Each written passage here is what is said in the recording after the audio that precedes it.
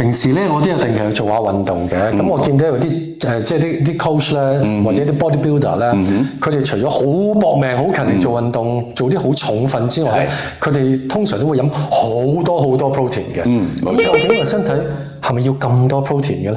嗱，如果我哋真係講 bodybuilder，咁佢要增肌咧，係佢食多啲 protein，但係我哋凡夫俗子咧就唔需要咁多嘅。就算你話你係業餘做下運動，你又唔係想好似阿諾舒華辛力加咁嘅話咧，係唔需要咁多蛋白質嘅。因為我哋身體咧係冇本事咧儲存蛋白質，而個儲存主要就係肌肉。但你要增肌咧就要吃苦啦，要舉重啦。咁啊，一般人就冇咁勤力㗎。咁所以你食多咗嘅蛋白質咧，就其實就轉做糖。咦，咁咪出事咯？咁係唔好嘅，絕對。咁另外就係咧，咪排翻出嚟咯，就嘥料咯。所以其實咧，我哋係咪真係需要咁多蛋白質咧？咁問下你自己啦，你係想練大隻啊，定還是咧淨係想健康咯？